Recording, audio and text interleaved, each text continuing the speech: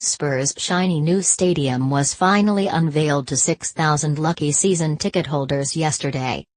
The views from the seats in the single-tier south stand overlooking the untouched, manicured pitch certainly were breathtaking. But what did fans really learn from the familiarisation day at the 62,000-capacity new ground? The PA system and light shows will bring a certain amount of glitz to the stadium which the old White Hart Lane certainly didn't have.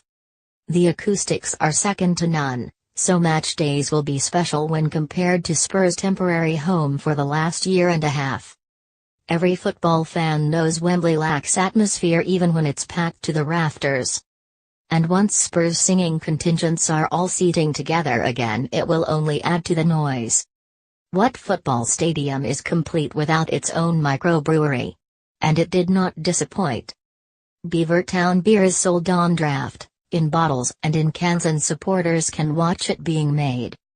Even better is the pricing. The locally brewed stuff is £1, 5 a pint, and pints of Amstel and Heineken are just £1, 4. Also, London Underground-style gates rather than old-fashioned football turnstiles will make things easier getting in.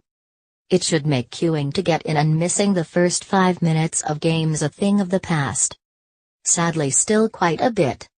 There is still a mass of diggers, construction equipment and porta-cabins behind the south stand, which was the focal point of the open day.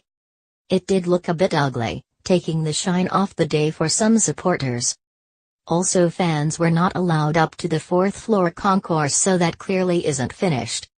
It also raises serious questions about what state the other 3 stands are in. A fair bit too. Although keen and pleasant, the staff seemed undertrained, which was evident when one fan was overcharged when buying food and drink. But because it's a completely cashless stadium, they couldn't give him a refund, and no one was trained to issue it back to a card, so he was left out of pocket.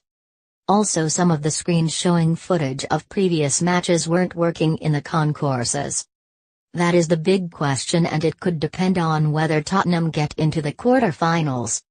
The last 16 home clash with Borussia Dortmund is set to take place on February 13th. With 2 test events due to take place before the stadium gets a safety certificate, that could still be cutting it fine. But whenever it finally opens, it will be worth the wait.